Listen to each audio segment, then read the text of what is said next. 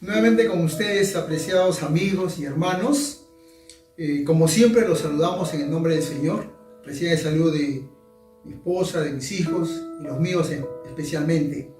En esta oportunidad queremos estudiar un pasaje del Antiguo Testamento basado en el libro del profeta Jeremías, en el capítulo 31, el verso número 3. Pero primero déjenme decirles lo siguiente. El profeta Jeremías ministró durante un tiempo en el cual Israel se vio afectado por la invasión de Nabucodonosor, quien hizo invasiones a tal punto que destruyó la ciudad de Jerusalén y llevó cautivo a sus príncipes y a sus ciudadanos.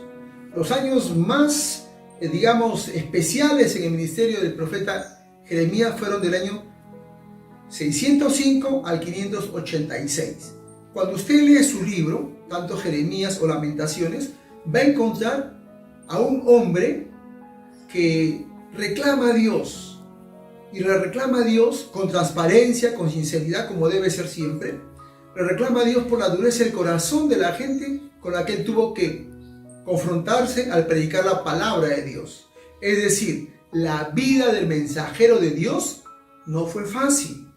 Y en esas circunstancias, conocedor de la rebeldía del pueblo, el profeta predice, repito otra vez, la destrucción de Jerusalén. Pero también él proclama la restauración del reino, la reconstrucción de la ciudad y del templo, y nuevamente la grandeza de Israel. ¿Y sabes por qué dice eso él? Porque nos habla del amor de Dios y de la oportunidad que el Creador nos brinda. Y para ir a esa parte de la palabra, permítanme elevar una oración. Querido Padre Celestial, nos dirigimos a ti, querido Señor, y vamos ante tu presencia para pedirte que entres a nuestro corazón, a nuestra mente, a nuestra vida entera, con la finalidad de hacernos entender de tu eterno amor. El día de hoy nos das una nueva oportunidad para seguir en tu camino. Gracias, Padre. Acompáñanos, por favor, en el estudio de tu palabra. En el nombre de nuestro Señor Jesucristo. Amén. Amén, hermanos. Como les dije hace un momento, vamos a estudiar del libro del profeta Jeremías, el capítulo 31, el verso número 3. Permítanme repetir el verso. Dice así la palabra de Dios. Jehová se manifestó a mí hace ya mucho tiempo, diciendo: con amor eterno te he amado, por lo tanto te prolongo mi misericordia. Fíjense lo que dice el texto. Hay un amor eterno y hay una misericordia para todos nosotros. Y de eso es lo que vamos a conversar con ustedes. Primero, vamos a hablar del amor eterno de nuestro Dios. En el diccionario de la Real Academia dice que la palabra eterno significa que no tiene principio ni tiene fin. Escuchen bien, no tiene principio ni tiene fin, que permanece inmutable. Es decir, que no ha cambiado. Y al hablar del amor eterno de Dios, quiero decirte lo siguiente, o quiero preguntarte: ¿desde cuándo crees tú que Dios te ama? Sí, ¿desde cuándo crees tú que Dios te ama? Muchos piensan que el amor de Dios para nosotros comienza cuando nos bautizamos, o de repente cuando entregamos nuestros diezmos y ofrendas, o cuando asistimos al culto en sábado, o guardamos el sábado, o guardamos los mandamientos. Desde allí Dios nos ama. Te recuerdo, el texto dice: con amor eterno te he amado. Es un amor que no tiene principio ni fin. Nosotros tenemos principio. Y también, si Cristo no viene antes, tendríamos un fin. Quiero decirte también lo siguiente. Encontré un niño, y bueno, los niños hacen preguntas curiosas, ¿no? Son todo corazón para hablar, son sinceros. Y este niño me hizo la pregunta, ¿no? me dice, pastor, quiero que usted me conteste la pregunta. Le digo, hijo, ¿cuál es tu pregunta? Si está a mi alcance voy a responder. Y me dice, pastor, antes de que Adán existiera, ¿dónde estaba? Y lo miro y le dijo, ¿cómo dices, hijo? Sí, pastor, dígame, usted sabe. Antes que Adán existiera o fuera creado, ¿dónde estaba? Y sabes, los niños preguntan y nos ponen en apuros, ¿verdad? Pero quiero decirte algo. Adán, antes de ser creado, estaba en la mente y en el corazón de Dios. ¿Sabes por qué? Porque Dios nos amó antes de nacer. Antes que uno quisiera ver la luz del sol, ya Dios nos estaba amando. Y para confirmar esto, quiero pedirte que vayas conmigo al libro de los Salmos, el Salmo 139. Vamos a leer dos textos, el verso 13 y el verso 16. Dice la palabra de Dios así, escucha lo que dice. Tú formaste mis entrañas, me hiciste en el vientre de mi madre, mi embrión, dice la palabra, vieron tus ojos. Fíjate lo que dice el texto. Tú formaste mis entrañas, me hiciste en el vientre de mi madre, mi embrión vieron tus ojos.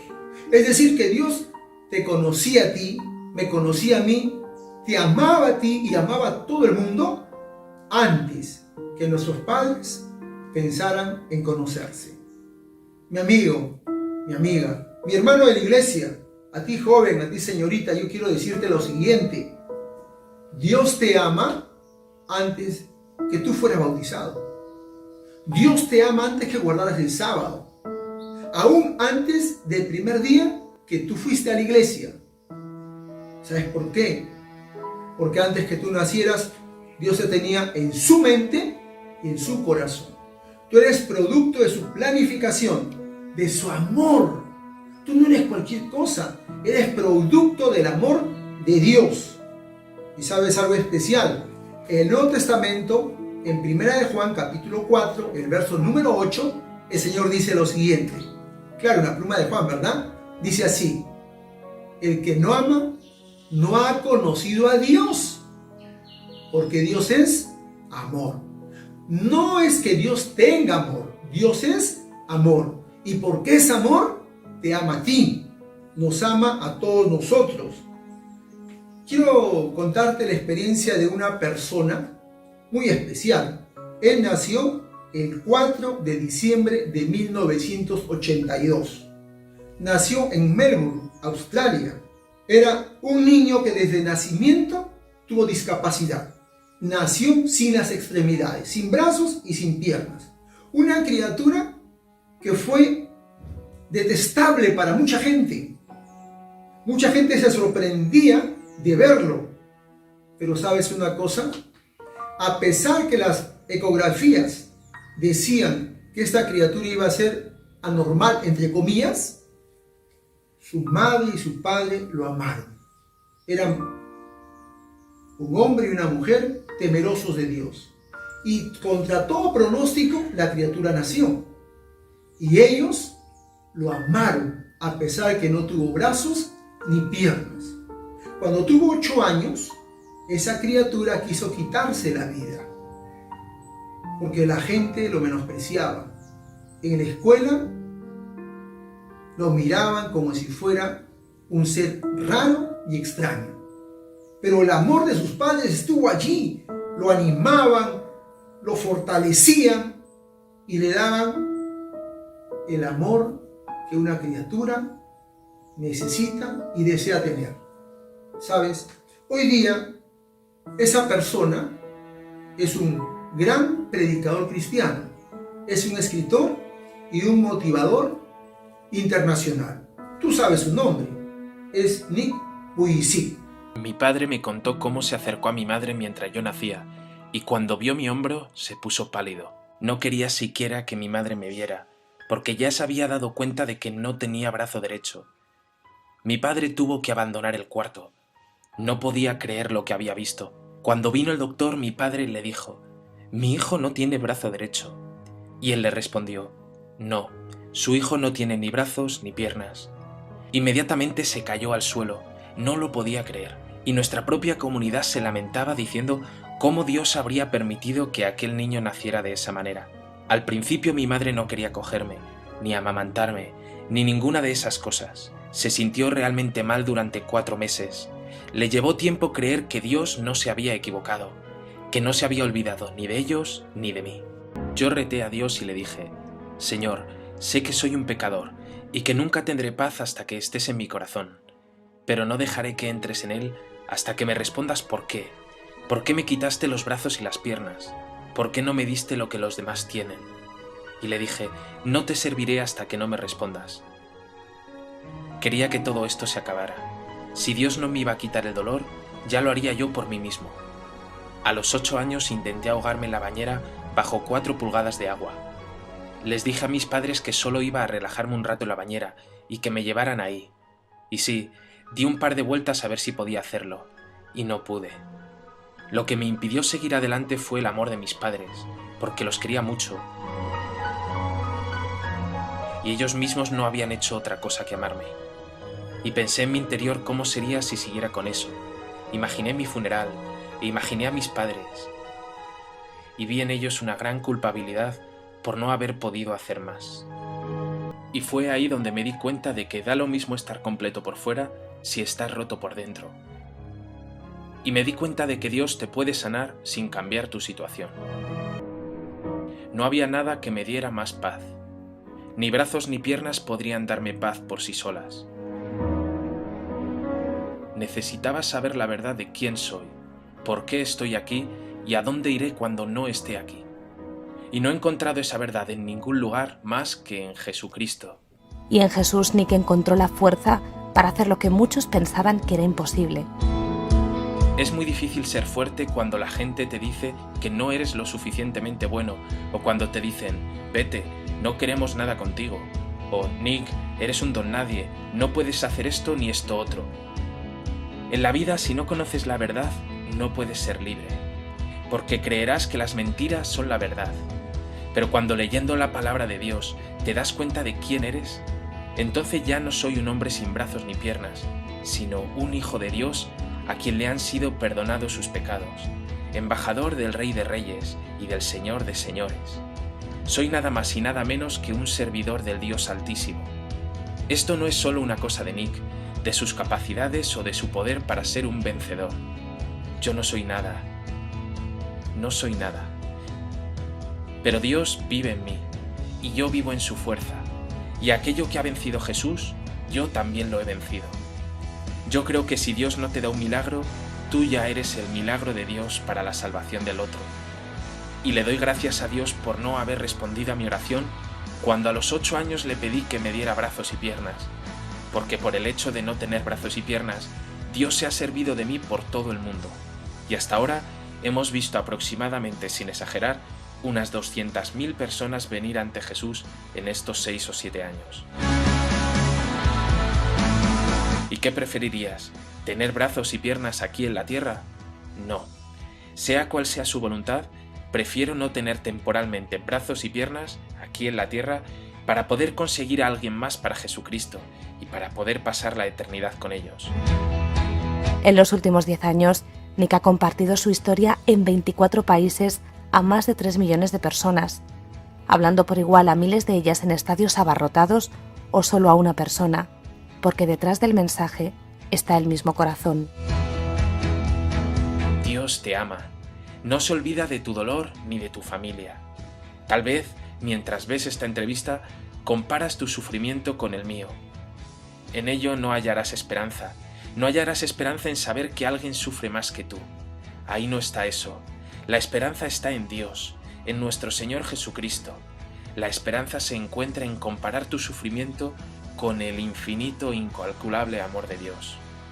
El profeta Isaías en el capítulo 40 dice: «Los que esperan en el Señor renuevan sus fuerzas, despliegan alas como las águilas». No necesito que mi situación cambie. No necesito brazos y piernas. Necesito las alas del Espíritu Santo, y vuelo porque sé que Jesús me sostiene. No dejes a Dios, Él nunca te dejará. El amor de Dios no tiene límites. El amor de Dios es inmenso. Tú te miras al espejo y dices que no tienes atractivo, o de repente te sientas en un rato de soledad y comienzas a meditar en qué has llevado tu vida y piensas que es deforme tu vida. Yo quiero decirte que tal como eres, Dios te ama. Seas alto, bajo, delgado o grueso, blanco, moreno o trigueño, Dios te ama.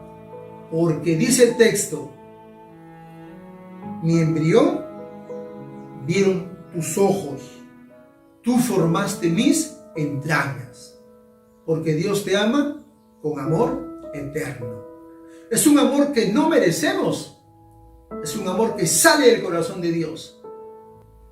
Y ese amor te dice que tú eres valioso para Dios. Y eres tan valioso que Cristo murió en la cruz por ti, también por mí, por todos nosotros. El siguiente punto que extraemos de la lectura es: te prolongué mi misericordia. ¿Sabes?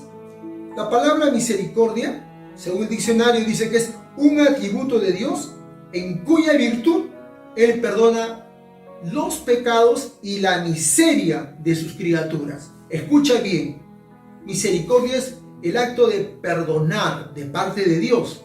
¿Y a quién perdona? A sus criaturas. ¿Y de qué les perdona? De sus pecados. ¿Y de qué más dice? De sus miserias. Hemos nacido en un mundo de pecado y las miserias las aumentamos nosotros. La drogadicción, tabaco, los vicios, todo aquello que nos daña peor. Pero quiero decirte algo. Encontré una versión, y es la que me gusta mucho y de la cual predico. No dice te prolongué mi misericordia, dice te doy otra oportunidad. ¿Escuchas? Te doy otra oportunidad. Si leemos completo, dice así: con amor eterno te he amado. ¿Quién? Dios.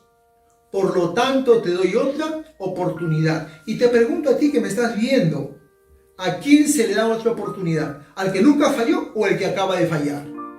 El que acaba de fallar. Y Dios te ama. Quiero decirte lo siguiente. En el Antiguo Testamento tú vas a encontrar un pasaje bastante peculiar. En el libro de Éxodo 32, 28 encontramos un verso que es triste, porque relata que 3,000 hombres, sin contar mujeres y niños, perdieron la vida. Y te voy a explicar. Resulta que Moisés había ido a Sinaí a recoger los 10 mandamientos, pero demoró 40 días. Y mientras que demoraba, el pueblo se alteró, el pueblo cayó en zozobra, y el sumo sacerdote, llamado Aarón, hermano mayor de Moisés, en lugar de confortarlos, en lugar de darles esperanza y pedir paciencia, cedió a un pedido de ellos. ¿Qué pidieron ellos? Que hiciera un ídolo. Y a Aarón, la mejor idea que tuvo fue representar a Dios como un becerro, como un animal. Preparó el becerro, preparó el altar, lo colocó sobre el altar, hizo su oración y dijo así. Es triste lo que él dijo: Israel, estos son los dioses que te sacaron de Egipto. Fíjate bien lo que él dice. Dice: ese becerro es de oro, ese becerro es tu Dios. Él te sacó de la tierra de Egipto. Éxodo capítulo 32. ¿Sabes, apreciado hermano? Murieron 3,000 personas. Pero ¿sabes qué pasó con Aarón? Nada.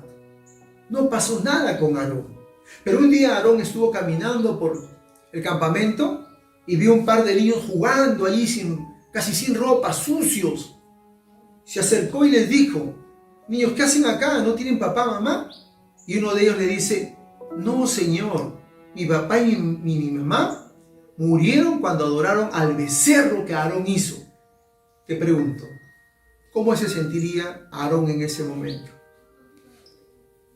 Luego, Aarón siguió su camino al otro día y encontró una pobre anciana de repente de 80 años, 90 años, cargando trozos de madera para hacer fogata en su casa, para cocinar.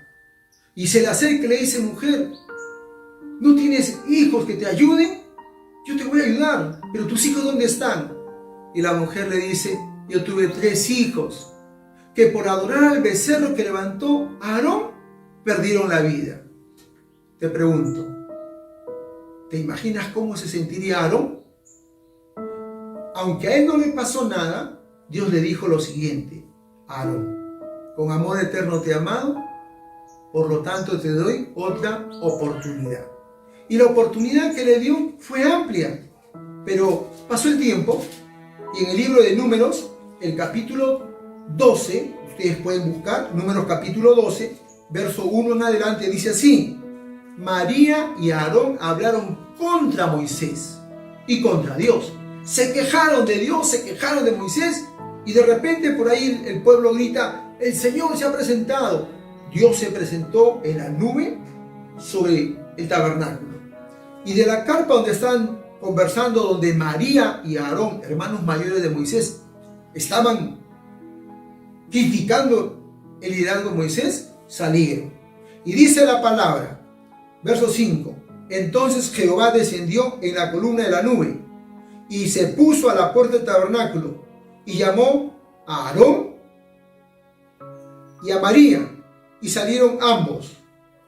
Y cuando salieron ellos, pasó algo especial. Aarón salió y detrás de él salió María. ¿Y sabes cómo estaba María? Leprosa. Estaba leprosa. Totalmente leprosa. ¿Sabes una cosa? Los leprosos eran considerados castigados de Dios y por lo tanto tenían que ser echados del campamento hasta el día que mueran. Y Aarón tenía que examinar a su hermana y mandarla a la muerte. Imagínate cómo se sentiría mandar a la muerte a su hermana. Pero Moisés intervino y Dios perdonó después de un tiempo a María y ella fue restablecida. Pero la Biblia no registra que algo le pasó a Aarón. ¿Sabes por qué no le pasó nada a Aarón? Porque Dios le dijo: Aarón, con amor eterno te he amado, por lo tanto te doy otra oportunidad. ¿Qué pecado has cometido tú, apreciado amigo, apreciado hermano, que me estás mirando en este momento? ¿Piensas que tu pecado es tan grande que no hay oportunidad? ¿Recuerdas a Pedro? Allí, en el Nuevo Testamento, quiero que vayas a San Lucas capítulo 22, el verso 61. Escucha lo que dice la palabra de Dios. Ahí me sorprende también, porque mientras que a Jesucristo lo estaban golpeando, dice el verso lo siguiente: Anás ya le había preguntado, Caifás le había preguntado, había escupido en el rostro de Jesús, los guardianes o la guarda de Caifás estaban masacrando a Jesús, pero en medio de esos golpes y torturas sobre Jesús, él se da tiempo de voltear y mira hacia un costado, traspasa todo, su mirada llega al patio y Pedro, que estaba maldiciendo a Jesús, siente que alguien lo está mirando. Voltea y escucha lo que dice: entonces, vuelto el Señor, miró a Pedro. Y Pedro se acordó de la palabra del Señor que le había dicho antes: antes que el gallo cante, tú me habrás negado. Fíjate, Cristo mira a Pedro. Pero yo quiero también comentarte algo. En Apocalipsis capítulo 1, el verso 14, cuando el vidente Juan describe a Jesús, dice algo especial de los ojos de Jesús. Dice que son como llama de fuego. Llama de fuego. Te pregunto, cuando Cristo, dice el verso 61 de San Lucas 22, miró a Pedro, ¿lo habrá mirado con ojos de llama de fuego? ¿O le habrá dicho: Pedro, me has negado tristemente, pero te digo una cosa, con amor eterno te he amado, por lo tanto te doy otra oportunidad? Y no es que el Señor cuente las veces, sino que para Él, cuando tú pides perdón, es como si nunca hubieras pecado. Y Pedro, dice el verso 62, hubiera querido morir en ese momento, hubiera querido que el Señor lo fulmine, Pero cuando se dio cuenta que en la mirada de Jesús, nuestro Señor, había perdón, dice el verso 62, saliendo lloró amargamente. Fíjate lo que dice la palabra. La mirada de Cristo hizo que Pedro llorara. Y lloró como un niño desconsolado. Quizá tu falta te haya hecho llorar. Quizá tú hayas pensado que preferible era morir a seguir pecando. Pero quiero decirte una cosa. Cristo le dijo a Pedro, con amor eterno yo te he amado. Y eso mismo te dice a ti en esta oportunidad. ¿Sabes? Hace años, muchos años atrás, el pastor Rubén Jaimes estaba predicando en Huancayo.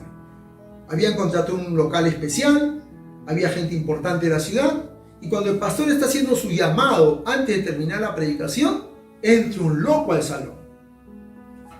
¿Has visto cómo es la ropa de loco? ¿Has sentido el olor de loco?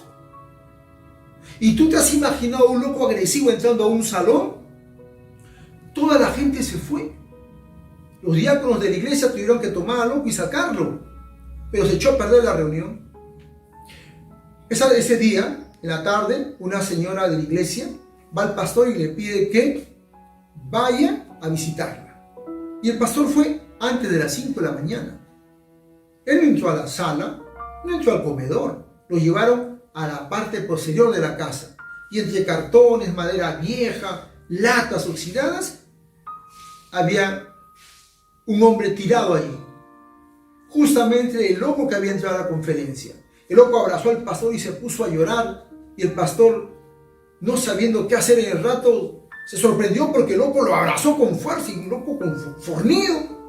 Y el pastor, después de un rato, pudo orar por él. Pasó el tiempo y un buen día el pastor estaba por bautizar. Hizo su llamado para el bautismo. Nadie salía. Y de repente el pastor siguió llamando, así somos los pastores, ¿no? Insistimos porque Dios opera en el corazón de las personas a través del Espíritu Santo. Y salió un hombre bien vestido, con un terno bonito, un hombre alto, bien peinado, refinado, y pidió ser bautizado por el pastor. El pastor lo conocía, pero los hermanos no. Y ninguno apoyó el bautismo de un desconocido. Es que primero tenía que prepararse, hacer el curso bíblico, asistir a la iglesia, guardar los sábados, entregar su diezmo, dejar de comer esto, lo otro. Es lo que muchos pensamos. Pero sabes, ante la negativa de la hermandad, este hombre pasó adelante, pidió la palabra y habló. Y dijo así: hermanos, ¿ustedes se acuerdan que hace 6 meses entró un loco en la conferencia que hacía el pastor y ustedes estaban? Claro, dijeron, sí nos acordamos. ¿Quieren saber dónde está ese loco? Sí, ¿dónde está? Aquí está, soy yo. Dios lo había cambiado. Fue bautizado. El día domingo fue con el pastor a un pueblito. Si no me equivoco, fue Chupac el pueblito. Este hermano había encontrado la dirección donde su esposa y sus 3 hijos habían ido a vivir escapando del vicio que tenía él. Él tuvo una gran empresa en Huancayo, pero a veces el dinero nos pierde. Los vicios, las mujeres y la mala vida arruinaron su hogar, su empresa y su vida. Pero hoy día estaba recuperado. Tocó la puerta de una casa media abandonada. Salió la esposa, la que fue su esposa, y le dice que no podía volver con él porque tenía otro compromiso y tenía 2 niños de otro compromiso. Pero él le dejó el sobre, un poco de dinero para que se aliviara, y le dijo que iba a volver a dejarlo otra vez, que ya no había problema si ya tenía otro compromiso. El pastor Rubén Jaimes y nuestro hermano se fueron, y al poco rato el marido de esta mujer la golpeó a los 3 hijos de ella y le quitó el dinero. Pasó una semana y esta señora tocó la puerta de la casa donde estaba la dirección que le había él dejado. Y le dice: Martín, He venido para que me dejes vivir contigo, con nuestros 3 hijos y con mis 2 hijos que tengo. Yo pensé que mi vida iba a cambiar con el hombre que tengo ahora, pero fue peor. Un alcohólico peor que tú. Mira cómo me ha maltratado y me ha quitado la plata que tú me diste. Y él le pidió perdón a ella más bien. Se reencontró con sus 3 hijos, los abrazó. Y la familia se recompuso. Amén, hermano. Solamente el poder de Dios puede recomponer la vida de una persona. Puede restablecer la felicidad en un hogar. Con el tiempo, ella y sus 5 hijos fueron bautizados. Uno de ellos fue a estudiar a nuestra universidad para ser pastor de la iglesia. Amén, hermanos. Una bendición. Y todo fue porque este hombre supo que con amor eterno Dios lo amaba y le daba otra oportunidad. No me vengas a decir que tú no tienes oportunidad. Tú no puedes decir que el perdón para ti no hay. No me puedes decir que has avanzado demasiado lejos y que Dios no te va a perdonar. Te equivocas, hermano. El texto dice así. Escucha bien. Dios dice, yo nunca te voy a abandonar. Con amor eterno yo te amo y te doy otra oportunidad. Ese es el Dios que yo amo. El Dios que me ve caído y me levanta. El Dios que ve que le fallo y me dice, tienes otra oportunidad, Oscar. Así me dice Dios. Yo a ese Dios lo amo. No es tarde. No hay tiempo que perder. Tienes que volver a Dios. Entrega tu corazón a Dios. Si tú crees que Dios te ama y te da otra oportunidad, aunque yo sé que sí crees, porque tú no estás parado frente a mí o sentado frente a mí por casualidad. Tú estás allí mirándome y escuchando la palabra de Dios porque sabes que Dios te perdona y Dios te ama. Si no valieras nada, si no había perdón para ti, Cristo no hubiera muerto por nosotros ni por ti. En 1 Juan 1:7 dice así: si confesamos nuestros pecados, Él es fiel y justo para perdonar nuestros pecados, y la sangre de Cristo nos limpia de toda maldad. ¿Tú crees eso? Yo sí creo. Acércate, por favor. No te quedes sentado, ponte de pie, por favor. Sí, tú, mi amigo, mi amiga, joven, señorita, hermano de iglesia, hermano, tú que estás ahí dirigiendo tu hogar, pónganse de pie, tómense de la mano, vamos a orar. Padre Celestial, dirijo a ti con la seguridad de tu amor y de tu perdón. Por ello reclamo la promesa para mí y para mis hermanos y amigos que están frente a mí. Haz de nosotros nuevas criaturas, por favor, Señor. Ayúdenos a dejar nuestra vida pasada. Obra el milagro de poner en nuestro corazón la seguridad de una nueva oportunidad. Queremos sentir tu gozo, tu paz y tu perdón. Padre Celestial, perdona nuestras faltas. Confiamos en la nueva oportunidad que tú nos brindes, porque tu palabra dice que el que esté en Cristo, nueva criatura es. Las cosas pasadas quedaron atrás. Por eso nos dirigimos a ti, querido Señor, con la seguridad y confianza de tu perdón. Gracias, Padre, en el nombre de Jesús. Amén. Amén. Queridos amigos, que Dios te ayude, te acompañe, que haga resplandecer su rostro sobre ti, tenga de ti misericordia y ponga su paz en tu corazón. Hasta luego.